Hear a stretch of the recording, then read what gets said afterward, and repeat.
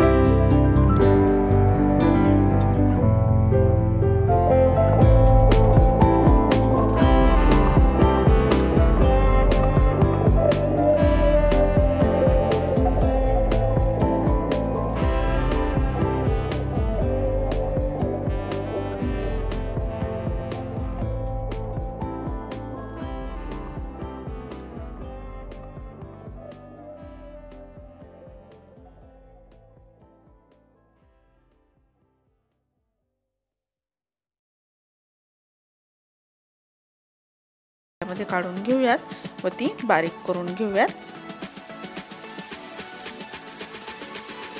या ठिकाणी आपण भाजी जी आहे मिक्सर मधून बारीक करून घेतलेली आहे,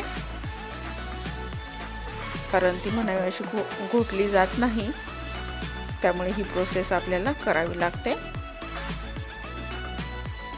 भाजीची पानं असल्यानंतर आपल्याला अशा पद्धतीने मिक्सर मधून बारीक करून घ्यावं लागत नाही, ती अशीच शिजल्यानंतर एकदम बारीक होते। एकसारखी करून घेऊयात। आता हे जे मिश्रण आहे ते मी दुसऱ्या भांड्यामध्ये काढून घेणार आहे, कारण याच कढईमध्ये मी या भाजीला फोडणी देणार आहे। आता या भाजीमध्ये आपण साधारण 2 चमचे चणा डाळीचं पीठ टाकून घेऊयात।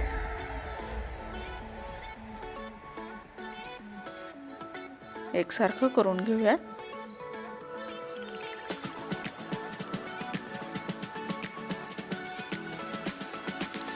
भाजीला फोडणी द्यायची आहे। फोडणीमध्ये आपण 1 चमचा मोहरी टाकलेली आहे। मोहरी चांगली तडतडल्यानंतर यामध्ये आपण सोलून घेतलेला लसूण आहे थोडासा, तो आपण बारीक करून टाकूयात व जे मिरचीचं वाटण तयार केलेलं होतं ते यामध्ये टाकलेलं आहे। चांगली फोडणी चुरचुरल्यानंतर यामध्ये आपण जी भाजी घोटून घेतलेली होती ती यामध्ये टाकून घेतलेली आहे।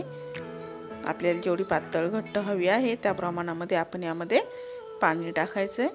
जे भिजवलेले शेंगदाणे आणि चणा डाळ होती ना, ती सुद्धा आपण यामध्ये टाकून घेतलेली आहे। चवीनुसार मीठ तसेच आळूची पानं आपल्या घशाला खाजू नयेत म्हणून आपण या ठिकाणी एक लिंबा एवढी चिंच आपण भिजायला ठेवलेली होती, तिचा कोळ काढून घेतलेला आहे, तो आपण यामध्ये टाकून घेऊयात. त्यामुळे जी भाजी आहे ती आपल्या घशाला खवखवणार नाही. व तेवढाच आपण लिंबा एवढाच गोळ या ठिकाणी मी या भाजीमध्ये टाकून घेतलेला आहे.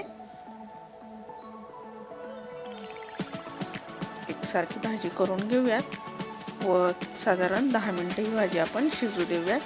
चणा डाळ आपली चांगली शिजली की आपली भाजी तयार झालेली आहे असं समजायचं व गॅस बंद करून टाकायचा. पाहू शकता एकदम छान अशी ही आळूची भाजी आपली तयार झालेली आहे. आळूचं फदफद म्हणू शकता. चवीला सुद्धा एकदम अप्रतिम अशी झालेली होती. वड्यांच्या पानांची भाजी कशी बनवायची हे आज आपण या ठिकाणी पाहिलेलं आहे. या पद्धतीने तुम्ही एकदा भाजी नक्की करून पहा. तसंच खमंग फोडणी या माझ्या चॅनलला सबस्क्राईब करा, लाईक करा, शेअर करा. व्हिडिओ पाहिल्याबद्दल धन्यवाद.